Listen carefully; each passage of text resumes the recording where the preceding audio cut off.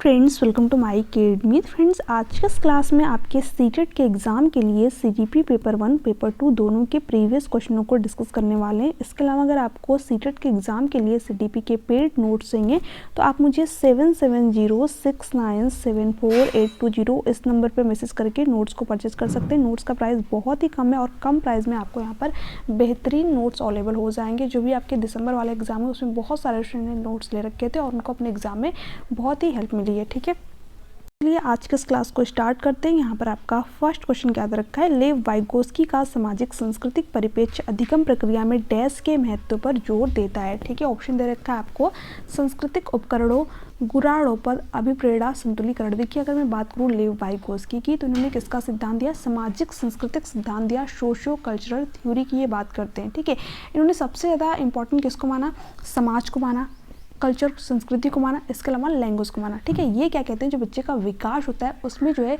उसके समाज की सबसे महत्वपूर्ण भूमिका होती है, उसकी संस्कृति की सबसे महत्वपूर्ण भूमिका होती है और उसके लैंग्वेज, उसके भाषा की महत्वपूर्ण भूमिका होती है। ठीक है, तो ये तीन चीज़ों को सबसे ज़्यादा इंपॉर्टेंट मानते हैं बच्चे के विकास में। ठीक है, यहाँ पर हमसे यही पूछ रखा है कि अधिगम प्रक्रिया में डैश के महत्व पर जोर देते हैं। तो मैंने क्या बताया, समाज पे जोर देते हैं, कल्चर संस्कृति पे जोर देते हैं और लैंग्वेज, ठीक है, भाषा पर जोर देते हैं।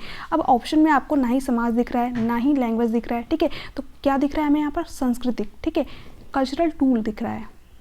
यहाँ पर क्या हो जाएगा, आपका फर्स्ट ऑप्शन करेक्ट ऑप्शन हो जाएगा क्योंकि ये तीन चीज़ों की बात ही करते हैं। ठीक है, तो कल्चरल टूल अगर आपसे पूछे तब भी लेव वाइगोस्की, है ना। लैंग्वेज यानी कि भाषाई टूल की बात कौन करते हैं, तब भी लेव वाइगोस्की। या फिर समाज को सबसे ज़्यादा इंपॉर्टेंट कौन मानते हैं, तब भी लेव वाइगोस्की। ठीक है, तो 3 पॉइंट आपको यहाँ पर ध्यान रखने हैं। फर्स्ट ऑप्शन करेक्ट ऑप्शन हो जाएगा। बाकी गुणारोपण, ठीक है, अभिप्रेरणा, संतुलीकरण, ये सारे आपके यहाँ पर नहीं होंगे। आगे देखते हैं। अब यहाँ पर देखिए क्वेश्चन क्या है, जीन प्याजे अपने संज्ञानात्मक विकास के सिद्धांत में संज्ञानात्मक संरचनाओं को डैश के रूप में वर्णित करते हैं। ठीक है, ऑप्शन क्या दे रखा है, मनोवैज्ञानिक उपकरणों, उद्दीपक, अनुक्रिया, संबंध, विकास का समीपस्थ क्षेत्र, स्कीमा, मनोबंध। देखिए, अगर मैं बात करूँ यहाँ पर जीन प्याजे की, जिन्होंने कि संज्ञानात्मक विकास का सिद्धांत दिया। ठीक है, इन्होंने संज्ञानात्मक विकास की 4 अवस्थाएं बताई। ठीक है, कौन कौन सी, पहली अवस्था इनकी क्या है, सेंसरी मोटर स्टेज, जिसमें जो बच्चा होता है वो जन्म से लेकर के 2 साल तक का होता है। ठीक है, यहाँ से भी आपके एग्जाम में क्वेश्चन बनता है। दूसरी स्टेज क्या है, प्री ऑपरेशनल स्टेज, यानी कि पूर्व संक्रियात्मक अवस्था। इसमें जो बच्चा होता है वो 2 से लेकर के 7 साल का होता है। और थर्ड वाली स्टेज क्या है, कॉन्क्रीट ऑपरेशनल स्टेज, यानी कि मूर्त संक्रियात्मक अवस्था। इसमें जो बच्चा होता है वो 7 से लेकर के 11 साल तक का होता है। और इनकी लास्ट वाली स्टेज क्या है, फॉर्मल ऑपरेशनल स्टेज, जिसे हम लोग अमूर्त संक्रियात्मक अवस्था या फिर औपचारिक संक्रियात्मक अवस्था के नाम से जानते हैं। तो यहाँ पर जो बच्चा होता है वो 11 से लेकर के 18 साल तक का होता है। ठीक है, तो ये जीन प्याजे के द्वारा बताई गई 4 अवस्थाएं, 4 चरण है। ठीक है, अब देखिए यहाँ पर हमसे पूछा गया है क्वेश्चन में कि जो जीन प्याजे हैं उन्होंने अपने संज्ञानात्मक विकास के सिद्धांत में संज्ञानात्मक संरचनाओं को डैश के रूप में वर्णित किया। देखिए, संज्ञानात्मक संरचनाओं का मतलब क्या होगा, जैसे कि मान लीजिए आपने किसी भी व्यक्ति को देखा, है ना, किसी भी जो कोई नई चीज़ को देखा तो उसका क्या हो गया, आपके माइंड में एक स्ट्रक्चर बन गया, एक संरचना बन गया। ठीक है, अब इन्हीं संरचनाओं के समूह का, ऐसा तो है नहीं कि सिर्फ आप दिन भर में एक ही चीज़ देखते हो, कई प्रकार की चीज़ें आप देखते हो। ठीक है, तो उसका क्या होता है, हमारे माइंड में एक स्ट्रक्चर बन जाता है। जब हम वापस उसी चीज़ को देखते हैं तो जो स्ट्रक्चर हमारे माइंड में बना हुआ है उसी की वजह से हम उस चीज़ को पहचान पाते हैं कि अच्छा हाँ, ये व्यक्ति को तो हमने पहले भी देख रखा है, या फिर इस प्रकार की जो कलम है इसको तो हमने पहले भी देख रखा था। ठीक है, कोई भी वस्तु हो सकती है। ठीक है, तो हम जितनी भी चीज़ें देखते हैं उसका हमारे माइंड में क्या होता है, एक स्ट्रक्चर बन जाता है, एक संरचना बन जाता है। ठीक है, और इन्हीं संरचनाओं के समूह को, ठीक है, जीन प्याजे क्या कहते हैं, आपके स्कीमा का नाम देते हैं। ठीक है, मनोबंध का नाम देते हैं। तो यहाँ पर यही पूछ रखा है कि जो हमारे माइंड में जो संरचनाओं का समूह बना हुआ है, जो स्ट्रक्चर बना हुआ है, ठीक है, उसको जीन प्याजे किस रूप में वर्णित करते हैं, तो स्कीमा, मनोबंध के रूप में वर्णित करते हैं। तो फोर्थ ऑप्शन आपका यहाँ पर करेक्ट ऑप्शन हो जाएगा। ठीक है, बाकी देखिए, विकास का समीपस्थ क्षेत्र यानी कि ZPD की बात कौन करते हैं, आपके लेव वाइगोस्की करते हैं। इसके बारे में हम लोग पूरा डिटेल में पढ़ेंगे। ठीक है, जब लेव वाइगोस्की से रिलेटेड और भी क्वेश्चन करेंगे। हालांकि यहाँ पर मैं आप लोगों को बताऊंगी तो सिर्फ कन्फ्यूजन ही क्रिएट होगा। ठीक है, तो मैं थोड़े थोड़े करके आपको सारे पॉइंट यहाँ पर क्लियर कर दूंगी। ठीक है, उद्दीपक अनुक्रिया जो संबंध है ये आपका किससे संबंधित है, थॉर्नडाइक से संबंधित है। ठीक है, और वहाँ से आपके एग्जाम में क्वेश्चन आता नहीं है। ठीक है, मनोवैज्ञानिक उपकरण ये आपका यहाँ पर नहीं होगा। ठीक है, इस प्रकार का कोई उपकरण नहीं है। तो यहाँ पर आपका कौन सा ऑप्शन करेक्ट है, फोर्थ ऑप्शन। ओके, अब देखिए यहाँ पर मैंने आप सभी को अभी थोड़ी देर पहले जीन प्याजे की जो अवस्थाएं हैं, जो स्टेज है, उसके बारे में बताया था। ठीक है, जीन प्याजे के संज्ञानात्मक विकास के सिद्धांत में पूर्व संक्रियात्मक अवस्था में विकास का मुख्य गुण क्या होता है, ठीक है। यहाँ पर कौन से स्टेज की बात की रही है, सेकेंड वाले, ठीक है, प्री ऑपरेशनल, मैंने बताया था ना SPCF, ठीक है। तो सेकेंड वाले में मैंने बताया था जो प्री ऑपरेशनल स्टेज होता है, जो पूर्व संक्रियात्मक अवस्था है, उसमें बच्चा कितने साल तक का होता है, 2 से लेकर के 6 साल तक का होता है, ठीक है। अब यहाँ पर उसका जो है मुख्य गुण क्या है इसके बारे में पूछा है, ठीक है। अमूर्त सोच का विकास, देखिए अमूर्त सोच का विकास बच्चे के अंदर कब होता है, लास्ट वाले स्टेज में, फॉर्मल ऑपरेशनल स्टेज में, उसका नाम ही है अमूर्त संक्रियात्मक अवस्था, ठीक है। तो अमूर्त का मतलब क्या होता है, जो चीज़ें बच्चे के सामने प्रेजेंट नहीं होती है, बच्चा उसके बारे में भी थिंकिंग कर पाता है, सोच पाता है, ठीक है। तो ये कब डेवलप होती है, जब बच्चा 11 से लेकर के 18 साल तक का होता है, यानी कि पियाजे की लास्ट वाले स्टेज में होता है, फॉर्मल ऑपरेशनल स्टेज में होता है, ठीक है। तो ये तो ऑप्शन आपका होगा नहीं, है ना, क्योंकि हमसे सेकंड वाले स्टेज के बारे में पूछ रखा है, जब बच्चा 2 से लेकर के 6 साल तक का है। विचार सोच में केंद्रीकरण, देखिए ये बात आपकी यहाँ पर सही हो जाएगी, ठीक है। देखिए जो बच्चे के यहाँ पर जो सोच होता है ना, ठीक है, जो विचार होता है वो एक ही जगह पर सेंटर्ड होता है, केंद्रित होता है, ठीक है। केंद्रित कहने का मतलब क्या होगा, जैसे कि मान लीजिए जो 2 से लेकर के 6 साल तक के बच्चे हैं, ठीक है, अगर आप इनको 5 का एक नोट दीजिए या फिर एक एक के 5 सिक्के दीजिए, ठीक है, तो बच्चे क्या करेगा, इन सिक्कों को लेना पसंद करेगा, ठीक है, क्योंकि उसको सिक्के जो है देखने में ज़्यादा लग रहे हैं। तो बच्चे का ध्यान यहाँ पर किस चीज़ पर होता है, चीज़ों या फिर वस्तुओं के शेप और साइज पर होता है, ठीक है। बच्चा सोचता है कि जो चीज़ दिखने में ज़्यादा है वही ज़्यादा होगी, ठीक है। उसका जो है ध्यान मात्रा क्वांटिटी पे होता ही नहीं है, ठीक है। वो ये समझ ही नहीं पाता है कि ये भी 5 रुपये और ये भी 5 रुपये है, ठीक है। उसको लगता है कि जो चीज़ दिख ज़्यादा रही है वही ज़्यादा होती है। इसके लिए जो जीन पियाजे उन्होंने एक एक्सपेरिमेंट भी किया था, उन्होंने जो है एक बड़ा सा बीकर लिया था, ठीक है, और एक चौड़ा सा बीकर लिया था, और दोनों में जो है वाटर यहाँ पर जीन पियाजे ने भर दिया था, ठीक है। और मतलब बच्चे से पूछा गया, दोनों में देखिए यहाँ पर सेम ही वाटर थे, जैसे कि मान लीजिए इसमें भी 5 लीटर और इसमें भी 5 लीटर, ठीक है। जब बच्चे से पूछा गया कि इसमें जो है पानी ज़्यादा है, तो बच्चे ने बताया कि लंबे वाले ग्लास में, ठीक है। तो यहाँ पर बच्चा क्या कर रहा है, चीज़ों की शेप और साइज के आधार पर आंसर दे रहा है, ठीक है। वो ये नहीं देख रहा है कि ये जो है चौड़ा है बट इसमें क्वांटिटी तो सेम ही है ना, तो बच्चे का ध्यान यहाँ पर केंद्रित होता है एक ही जगह पर। ये बात कहते हैं आपके जीन पियाजे, जब बच्चा 2 से लेकर के 6 साल तक का होता है, यानी कि प्री ऑपरेशनल स्टेज में होता है। तो यहाँ पर आपका सेकंड ऑप्शन करेक्ट ऑप्शन हो जाएगा। परिकल्पित निम्नात्मक सोच बच्चा कब कर पाता है, जब पियाजे की लास्ट वाली स्टेज में होता है, यानी कि 11 से लेकर के 18 साल तक का होता है, ठीक है। औपचारिक संक्रियात्मक अवस्था या फिर अमूर्त संक्रियात्मक अवस्था में होता है, ठीक है। जो नियम वगैरह होते हैं प्रूव कर लेते हैं बच्चे, ठीक है। जो एब्स्ट्रैक्ट थिंकिंग होती है वो बच्चे यहाँ पर कर लेते हैं, है ना। इसके बाद में फोर्थ क्या दे रखा है, संरक्षण और पदार्थों को क्रमबद्ध करने की क्षमता। अब देखिए जो संरक्षण या फिर पदार्थों को क्रमबद्ध करने की क्षमता है, संरक्षण का मतलब क्या हो गया कि बर्फ जो है पानी भी बन सकता है और पानी यहाँ पर बर्फ भी बन सकता है, यानी कि बच्चा चीज़ों को रिवर्स कर पाता है, या फिर बच्चे यहाँ पर चीज़ों को समझ जाता है कि अगर मैं 5 का एक नोट लूँ या फिर एक एक के 5 सिक्के लूँ, बात एक ही है, ठीक है। क्योंकि यहाँ पर बच्चा जो है थोड़ा सा बड़ा होता है, कॉन्क्रीट ऑपरेशनल स्टेज में आता है, 7 से लेकर के 11 साल तक का हो जाता है, ठीक है। तो ये थर्ड स्टेज की विशेषता है, ठीक है। जो मूर्त संक्रियात्मक अवस्था होती है ना, उसकी ये विशेषता है। यहाँ पर बच्चा देखिए 3 चीज़ें कर लेता है। एक तो कंजर्वेशन, इसके बारे में मैंने आप लोगों को बताया है ना, संरक्षण कर पाता है, साथ ही साथ जो है पदार्थों को एक सीक्वेंस में लगा पाता है, ठीक है, यानी कि व्यवस्थित क्रम में लगा पाता है, अवरोही क्रम में, ठीक है। इसके अलावा यहाँ पर बच्चा एक चीज़ और करता है, क्लासिफिकेशन, वर्गीकृत कर लेता है, जैसे कि फलों को अलग रखना है, सब्जियों को अलग रखना है, ठीक है। तो 3 चीज़ें ध्यान रखिएगा, CCS, ठीक है। CCS का मतलब क्या हो गया, बच्चे यहाँ पर जो कॉन्क्रीट ऑपरेशनल स्टेज है, इसमें बच्चा 7 से लेकर के 11 साल तक का होगा, वहाँ पर 3 चीज़ें कर लेगा। एक तो क्लासिफिकेशन कर लेगा, वर्गीकृत कर लेगा, ठीक है, कंजर्वेशन यानी कि संरक्षण कर पाएगा, और तीसरा क्या है, सीरिएशन, चीज़ों को क्रम में लगा पाएगा, ठीक है। तो ये 3 पॉइंट आपको ध्यान रखने, यहाँ से बहुत सारे क्वेश्चन आपके एग्जाम में आते हैं और कई सारे जो है इंपॉर्टेंट पॉइंट आपके यहाँ पर क्लियर हुए होंगे, ठीक है। तो आगे देखते हैं हम लोग। अब देखिए यहाँ पर क्वेश्चन क्या है, विकास के संदर्भ में निम्न में से कौन सा कथन सही है, ठीक है। विकास की दर सभी संस्कृतियों में सभी के लिए समान होती है। देखिए जो रेट होती है डेवलपमेंट की ना, ठीक है, वो क्या होती है, सभी के लिए समान नहीं होती है। क्योंकि आपने देखा भी होगा अपने आसपास, अगर बच्चे होंगे छोटे, तो कुछ बच्चे क्या होते हैं 8 से 9 महीने में ही बोलना भी सीख जाएंगे, चलना भी सीख जाएंगे, ठीक है। बट वहीं पर कुछ बच्चे होते हैं जो कि चलने में, बोलने में काफ़ी ज़्यादा टाइम लेते हैं, 2 से 3 साल तक का टाइम लेते हैं, या फिर 1 से 1.5 साल तक का टाइम लेते हैं, है ना। तो यहाँ पर जो विकास की दर है, दर का मतलब क्या, जो विकास का समय है, ठीक है। तो क्या सभी बच्चे के लिए एक समान है, बिल्कुल भी नहीं, हर बच्चे के लिए अलग अलग होता है, ठीक है। तो ये तो गलत हो जाएगा। विकास केवल विद्यालय में होने वाले अधिगम से ही होता है। क्या जो हमारा डेवलपमेंट है सिर्फ हमारा विद्यालय में होता है, नहीं, बच्चे अपने स्कूल से, ठीक है, चीज़ों को सीखता है, बट उसके साथ साथ परिवार से भी चीज़ों को सीखता है, ठीक है, समाज से भी चीज़ों को सीखता है, ठीक है, इसके साथ साथ जो उसकी संस्कृति है वहाँ से भी चीज़ों को सीखता है, ठीक है। तो यहाँ पर जो बच्चे का इन्वायरमेंट है उसमें कई सारी चीज़ें आ जाएंगी, ठीक है, सिर्फ विद्यालय नहीं आएगा। तो ये बात गलत है, केवल विद्यालय से सीखता है। बच्चे का जो विकास है वो हर जगह से होता है, बच्चा हर जगह से कुछ ना कुछ चीज़ों को सीखता है, ठीक है।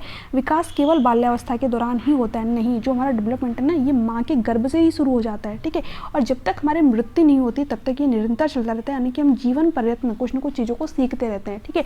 इसमें रखा है केवल बाल्यावस्था के दौरान होता है, तो ये बात भी पूरी तरीके से गलत। विकास बहुआयामी होता है, बिल्कुल सही बात है, फोर्थ ऑप्शन आपका करेक्ट ऑप्शन हो जाएगा। देखिए जो विकास होता है ना हमारा, वो मल्टी डायमेंशनल होता है, किसी एक डायमेंशन में हमारा विकास नहीं होता। हमारा फिजिकल डेवलपमेंट होता है, हमारा शारीरिक विकास होता है, हमारे दिमाग का विकास होता है, ठीक है, जैसे जैसे हम बड़े होते चले जाते हैं हमारे दिमाग का भी विकास होता चला जाता है, ठीक है। साथ ही साथ हमारा सामाजिक विकास होता है, सोशल डेवलपमेंट होता है ना। जब हम छोटे थे तो कुछ अलग तरीके की हरकतें करते थे, अब बड़े हो गए तो कुछ अलग तरीके की हरकतें करते हैं, ठीक है। तो यहाँ पर हमारा समय के साथ क्या हो गया, सामाजिक विकास भी हो गया, इसके साथ साथ हमारा इमोशनल डेवलपमेंट भी होता है, ठीक है, भावनात्मक विकास भी होता है। जब छोटे थे तो भूख लगती थी तो कहीं पर रोते थे, ठीक है, बट यहाँ पर जब हमारा भावनात्मक विकास हो गया तो जो है जब हमें भूख लगती है तो या तो हम खुद बना करके खा लेते हैं या फिर जो है कहीं से कुछ ऑर्डर वगैरह कर लेते हैं, है ना। तो यहाँ पर हमारा इमोशनल डेवलपमेंट भी हो गया, है ना। तो यहाँ पर जो है जो विकास होता है वो क्या होता है, मल्टी डायमेंशनल होता है, कई पक्षों में होता है, ठीक है। फिजिकल होता है, कॉग्निटिव होता है, सोशल होता है, इमोशनल होता है। तो ये क्या होते हैं, आपके विकास के पक्ष भी होते हैं, तो ध्यान में रखना है, ठीक है। तो यहाँ पर फोर्थ ऑप्शन आपका करेक्ट ऑप्शन हो जाएगा, ओके। अब देखिए ये भी क्वेश्चन आपका यहाँ पर इंपॉर्टेंट है, बच्चों के सामाजिकरण के संदर्भ में निम्न में से कौन सा कथन सही है, ठीक है। इंपॉर्टेंट क्वेश्चन है, विद्यालय सामाजिकरण का एक द्वितीय कारक है और परिवार सामाजिकरण का प्राथमिक कारक है। फर्स्ट ऑप्शन आपका यहाँ पर करेक्ट ऑप्शन हो जाएगा। देखिए जो सोशलाइजेशन होता है ना, इसके दो फैक्टर होते हैं, दो कारक होते हैं, ठीक है। सामाजिकरण एक तो हो गया आपका प्राथमिक कारक, ठीक है, मैं यहाँ पर सिर्फ एक एक वर्ड लिख रही हूँ, समझ जाइएगा आप, ठीक है। और दूसरा क्या होता है, द्वितीय कारक, ठीक है, यानी कि सेकेंडरी सोशलाइजेशन, ठीक है। ये हो गया प्राइमरी और ये हो गया सेकेंडरी सोशलाइजेशन, ठीक है। तो पीएस इस तरीके से आप याद रख सकते हैं। प्राइमरी का मतलब क्या हो गया, जहाँ से जो बच्चे की सामाजिकरण की प्रक्रिया है वो शुरू हो रही है, ठीक है। तो शुरू कहाँ से होगी, उसके परिवार से होगी, कि बच्चा सबसे पहले अपने परिवार में ही जन्म लेता है, ठीक है। और जैसे ही बच्चे का जन्म होता है, जो परिवार के सदस्य होते हैं उसको तुरंत ही मतलब ऐसे अरे मेरा प्यारा बच्चा, ठीक है, या फिर अदर चीज़ें करके उसको पुकारते हैं, ठीक है। तो वहाँ से बच्चे का सामाजिकरण हो रहा है, ठीक है, भले ही बच्चा कुछ बोल नहीं रहा है बट उसका जो सामाजिकरण है वहीं से शुरू हो गया है, ठीक है। तो यहाँ पर बच्चे का पहला सामाजिकरण कहाँ से होता है, उसके परिवार से, उसके फैमिली से, ठीक है। उसके बाद में बच्चा अपने आस पड़ोस से चीज़ों को सीखता है, ठीक है। उसके बाद में स्कूल में जाता है, ठीक है, समाज से चीज़ों को सीखता है, संस्कृति से चीज़ों को सीखता है। तो ये सारे क्या होते हैं, आपके द्वितीय सोशलाइजेशन के अंतर्गत आ जाते हैं। तो यहाँ पर यही दे रखा है, जो विद्यालय है वो सामाजिकरण का द्वितीय कारक है, ठीक है, सेकेंडरी सोशलाइजेशन के अंतर्गत आता है, ठीक है। बट जो परिवार है वो क्या है, प्राथमिक कारक है। तो फर्स्ट ऑप्शन करेक्ट है।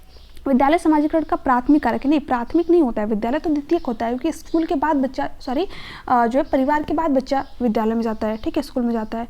यहाँ पर दे रखा है समकक्षीय सामाजिकरण के प्राथमिक कारक है। समकक्षीय का मतलब क्या हो गया, जो साथी समूह हमारे होते हैं तो हम फैमिली के बाद उनसे इंटरेक्ट करते हैं, ठीक है। तो फैमिली प्राथमिक कारक होती है, समकक्षीय तो द्वितीय कारक हो जाते हैं। तो ये भी गलत। परिवार एवं जनसंचार दोनों सामाजिकरण के द्वितीय कारक है, नहीं। परिवार आपका ये होता है प से परिवार, ठीक है, इस तरीके से याद रख सकते हैं। और प से आपका हो गया प्राथमिक कारक, ठीक है। तो प्राथमिक कारक के अंतर्गत क्या आएगा, परिवार। बाकी जितने भी कारक है वो आपके द्वितीय कारक के अंतर्गत आ जाएंगे, ठीक है। तो यहाँ पर जो जनसंचार हो गया ये आपके किसके अंतर्गत आएगा, द्वितीय कारक, ठीक है। एक छोटा सा पॉइंट है जो कि मैं आपको यहाँ पर क्लियर करना चाहूँगी। देखिए यहाँ पर एक बार क्वेश्चन क्या दिया था, आस पड़ोस, ठीक है, एक मिनट, आस पड़ोस, ठीक है। अब देखिए जो आस पड़ोस है ना, इसको ये लोग क्या करते हैं, कभी कभी प्राथमिक कारक के अंतर्गत भी काउंट कर लेते हैं और कभी कभी द्वितीय कारक यानी कि सेकेंडरी सोशलाइजेशन के अंतर्गत भी काउंट कर लेते हैं, ठीक है। अब देखिए जो परिवार है ये तो आपका प्राथमिक कारक के अंतर्गत आता ही है, ठीक है। बट अगर परिवार के साथ में आस पड़ोस दे रखा है तब ये आपका होगा प्राथमिक कारक के अंतर्गत, ठीक है। इसके अलावा अगर विद्यालय के साथ में आस पड़ोस दे रखा है, जनसंचार के साथ में आस पड़ोस दे रखा है, या फिर जो है समकक्षी समूह के साथ में आस पड़ोस दे रखा है, तब ये क्या होगा, आपका सेकेंडरी सोशलाइजेशन के अंतर्गत आएगा, ठीक है। परिवार के साथ में क्यों होगी, परिवार के बाद बच्चा अपने आस पड़ोस से ही चीज़ों को सीखता है, ठीक है। तो इसलिए ये आपका जो है प्राथमिक कारक के अंतर्गत भी आता है और द्वितीय कारक के अंतर्गत भी आता है, ठीक है। तो परिवार के अगर साथ में दे रखा है, ठीक है, तो ये आपका प्राथमिक कारक क्या आएगा, और जो है परिवार से अगर अलग दे रखा है तो ये आपका द्वितीय कारक के अंतर्गत आ जाएगा, ठीक है। वैसे अकेले दे रखा है तब भी आपका द्वितीय कारक के अंतर्गत आएगा, ठीक है। तो इस तरीके से मैंने आपको जो है जितने भी आपके एग्जाम में घुमा फिरा करके क्वेश्चन पूछे गए हैं उसके आधार पर मैंने आप लोगों को यहाँ पर सारी चीज़ें बताई। हालांकि जब क्वेश्चन कराऊंगी तो और भी आपके कॉन्सेप्ट जो है यहाँ से क्लियर हो जाएंगे, ओके। कि यहाँ पर क्वेश्चन है, देखिए जो सीटेट का आपका एग्जाम है ना, वो आपको जो है इस तरीके से अपने कॉन्सेप्ट क्लियर करते हुए चलना है, क्योंकि यहाँ पर जो आपके क्वेश्चन है वो इसी तरीके से पूछे जाते हैं घुमा फिरा करके, ठीक है। और स्टूडेंट के कॉन्सेप्ट क्लियर नहीं होते, सिर्फ वो चीज़ों को पढ़ते चले जाते हैं, नहीं, आपको अपने कॉन्सेप्ट क्लियर करने हैं। 4 से 5 ही क्वेश्चन दिन भर में करिए, बट उसको पूरा प्रॉपर एनालिसिस के साथ में कीजिए, ठीक है। तो इसलिए आपको जो है पेडागोजी में कोई भी प्रॉब्लम नहीं आने वाली है, सारी चीज़ मैं आपको यहाँ पर कवर करा दूंगी। प्रीवियस क्वेश्चनों को आपको टेंशन लेने की जरूरत ही नहीं है, जितने भी क्वेश्चन हैं सारे के सारे आपको यहाँ पर कवर हो जाएंगे, ठीक है। तो यहाँ पर दे रखा है, बहुबुद्धि का सिद्धांत जोर देता है कि बुद्धि लब्धि केवल वस्तुनिष्ठ परीक्षणों द्वारा ही मापी जा सकती है। नहीं, देखिए जो बहुबुद्धि का सिद्धांत है ये आपका किसने प्रतिपादित किया हुआ है? हार्वर्ड गार्डनर ने, ठीक है। जो हार्वर्ड गार्डनर ये मल्टीपल टाइप ऑफ इंटेलिजेंस की बात करते हैं, बहुबुद्धि की बात करते हैं, ठीक है। ये क्या कहते हैं, जो बुद्धि होती है वो कई प्रकार की होती है, ठीक है। तो इन्होंने टोटल 8 प्रकार बताए हुए हैं, वैसे तो इन्होंने 9, 10, 11 प्रकार बताए हुए हैं, बट आपको 8 ही प्रकार पढ़ने, क्योंकि आपके एनसीईआरटी बुक में 8 ही प्रकार दे रखे हैं, ठीक है। तो यहाँ से ही आपके एग्जाम में क्वेश्चन आते हैं, इससे बार आपके एग्जाम में क्वेश्चन आते भी नहीं है, ठीक है। तो मैं 8 प्रकार आप लोगों के साथ में पूरा डिटेल में डिस्कस करूंगी, क्योंकि स्टूडेंट की डिमांड थी थ्योरी वाली क्लासेस के लिए। तो जो थ्योरी वाली क्लासेस है वो भी आपके यहाँ पर जल्द स्टार्ट हो जाएगी, ठीक है। तो प्लीज़ चैनल को सब्सक्राइब कर लीजिएगा, ताकि जो आगे क्लासेस उसका नोटिफिकेशन आप लोग को यहाँ पर मिल जाए। इसके साथ साथ देखिए यहाँ पर जो आपकी एनसीईआरटी सीरीज चल रही है, बहुत ही इंपॉर्टेंट सीरीज है, ठीक है, आपके सीटेट पेपर 2 साइंस के लिए। इसमें कि क्लास 6 की एनसीईआरटी का हम लोगों ने 6 चैप्टर्स जो है कवर भी कर लिया है। इसके अलावा आपके लगभग 8 से 10 चैप्टर और होंगे जो कि आपके यहाँ पर कवर करा दिए जाएंगे, ठीक है। तो क्लास 6 की एनसीईआरटी जल्दी आपकी कंप्लीट हो जाएगी, उसके बाद में हम लोग 7th की एनसीईआरटी कंप्लीट करेंगे, फिर 8th की, ठीक है। तो इस तरीके से आपकी जो क्लास 6 से लेकर के 8 तक की एनसीईआरटी वो कंप्लीट यहाँ पर कवर हो जाएगी। फिर प्रीवियस ईयर क्वेश्चन, उसके साथ साथ रिवीजन हम लोग यहाँ पर जो है डेली करते चले जाएंगे। तो एनसीईआरटी जो सीरीज चल रही है बहुत इंपॉर्टेंट है, उसको जरूर फॉलो कीजिएगा फ्रेंड्स, ठीक है, क्योंकि वहीं से आपको क्वेश्चन अपने एग्जाम में देखने को मिलेंगे, है ना। अब देखिए आगे क्या दे रखा है, एक आयाम में बुद्धिमत्ता अन्य सभी आयामों में बुद्धिमत्ता निर्धारित करती है। देखिए नहीं, ठीक है, ऐसा थोड़ी ये कोई, अगर आप किसी एक फील्ड में अच्छे हैं, है ना, तो हर एक फील्ड में आप अच्छे ही होंगे, है ना। यानी कि जो एक आयाम है बुद्धिमत्ता का, वही हर फील्ड की जो बुद्धिमत्ता है उसको निर्धारित करते हैं, नहीं, ये बात गलत है पूरी तरीके से, ठीक है। अब ऐसा थोड़ी है कि जो व्यक्ति संगीत में है वो अच्छा खिलाड़ी भी हो, है ना, तो ये गलत हो जाएगा। बुद्धिमत्ता की विभिन्न दिशाएं, बिल्कुल सही बात है, 3rd ऑप्शन आपका करेक्ट ऑप्शन हो जाएगा। यानी जो बुद्धि होती है वो कई प्रकार की होती है, ठीक है, ये बात कहते हैं आपके हार्वर्ड गार्डनर। बुद्धिमत्ता में कोई व्यक्तिगत विभिन्नताएं नहीं होती है, देखिए ये बात तो पूरी तरीके से गलत है। हर एक व्यक्ति में व्यक्तिगत विभिन्नताएं है ना, चाहे वो बुद्धि की बात हो या फिर जो है रहने की बात हो, है ना, कुछ सीखने की बात हो, इंडिविजुअल डिफरेंसेस तो सभी में होते हैं, है ना। आपने देखा होगा कुछ बच्चे होते हैं जो कि एक बार बताने पर समझ जाते हैं, कुछ बच्चे होते हैं जो कि 2 से 3 बार बताने पर नहीं समझते चीज़ों को, ठीक है। तो जो इंडिविजुअल डिफरेंसेस हैं, है ना, जो व्यक्तिगत विभिन्नताएं ये सभी में होती हैं। इवन जो जुड़वा बच्चे होते हैं उनमें भी जो व्यक्तिगत विभिन्नताएं पाई जाती हैं, है ना। तो यहाँ पर आपका 3rd ऑप्शन करेक्ट ऑप्शन हो जाएगा, ओके। आज का लास्ट क्वेश्चन, सृजनात्मकता की पहचान का प्रमुख लक्षण क्या है, ठीक है। ऑप्शन दे रखा है कम परिज्ञानता, बोधगम्यता, ठीक है। उसके बाद में जो है सेकंड ऑप्शन क्या है, अपसारी चिंतन, अति सक्रियता, असतर्कता, ठीक है। देखिए जो क्रिएटिविटी, जो सृजनात्मकता होता है ना, इसका मतलब ये कहता है कुछ नया क्रिएट करना, ठीक है, कुछ नया डिज़ाइन करना। तो इसमें क्या चाहिए, डाइवर्जेंट थिंकिंग, यानी कि जो है मल्टीपल डायरेक्शन में सोच पाना, क्योंकि व्यक्ति वही कुछ क्रिएट कर पाएगा जो कि अलग अलग डायरेक्शन में सोच पाए, ठीक है, मल्टीपल डायरेक्शन में सोच पाए। तो यहाँ पर आपका सेकंड ऑप्शन करेक्ट ऑप्शन हो जाएगा। कम परिज्ञानता, बौद्धिकमता, ये आपके सृजनात्मकता क्रिएटिविटी के लक्षण नहीं होते। अति सक्रियता यानी कि आप बहुत ज़्यादा हाइपर एक्टिव हो, है ना, तो भी जो क्रिएटिविटी होती है वो निखर के सामने नहीं आती है, ये भी इसका लक्षण नहीं होता है। असतर्कता, ये सारी चीज़ आपकी यहाँ पर गलत दे रखी है, यहाँ पर आपका सेकंड ऑप्शन जो है करेक्ट ऑप्शन हो जाएगा। तो फ्रेंड्स ये थे आपके आज के कुछ क्वेश्चन। अभी मैं कुछ लिमिटेड क्वेश्चनों को ही यहाँ पर जो है डिस्कस कर रही हूँ अभी, क्योंकि आपका नोटिफिकेशन वगैरह जारी नहीं हुआ है, बट मैं डेली आप लोगों के साथ में यहाँ पर 8 से 10 क्वेश्चन डिस्कस करूँगी, ताकि आपके जो कॉन्सेप्ट धीरे धीरे करके क्लियर होते चले जाए, और मैं आपकी जो क्वेश्चनों की संख्या वो यहाँ पर धीरे धीरे बढ़ाती चली जाऊँगी, ठीक है। क्योंकि यहाँ पर अगर मैं बहुत लंबी क्लास लूँगी तो अभी आप लोगों को इंटरेस्ट वगैरह नहीं आएगा, ठीक है। तो इस तरीके से मैं आप लोगों के जो कॉन्सेप्ट है वो बिल्कुल बेसिक से धीरे धीरे करके यहाँ पर क्लियर करते चले जाऊँगी। तो यहाँ पर अभी मैंने कुछ ही क्वेश्चनों को लिया था, उसके बाद में जो आपके क्वेश्चन है ये धीरे धीरे यहाँ पर जो है 15 से 20 क्वेश्चन, फिर उसके बाद में जो मैराथन क्लास आती है उसमें जो मैं 100 ठीक है 200 क्वेश्चनों को आपको यहाँ पर डिस्कस करती हूँ, ठीक है। तो यहाँ पर जो है अभी आपकी जो क्लासेस चल रही है बिल्कुल बेसिक क्लासेस चल रही है। अगर आपने कुछ भी नहीं पढ़ा है ना तो भी आपको सारी चीज़ें ईजिली समझ में आएंगी। बाकी जो नोट्स वगैरह परचेज कर रखा है उनको तो यहाँ से बहुत ही हेल्प मिलेगी, ठीक है। तो जो थ्योरी वाली क्लासेस है वो भी आपकी जल्दी स्टार्ट हो जाएगी। तो चलिए मिलते हैं नेक्स्ट क्लास में। और देखिए इस क्लास को जो PDF है ना आप सभी को टेलीग्राम चैनल पर मिल जाएगा, तो टेलीग्राम को जरूर ज्वाइन कर लीजिएगा, क्योंकि वहाँ पर टीचिंग एग्जाम से रिलेटेड जितने भी इंपॉर्टेंट अपडेट होती है, इंपॉर्टेंट नोट्स होते हैं, मैं आप सभी को प्रोवाइड करती रहती हूँ, ठीक है। तो चलिए मिलते हैं नेक्स्ट क्लास में, तब तक के लिए bye bye, take care, thanks for watching, thank you so much.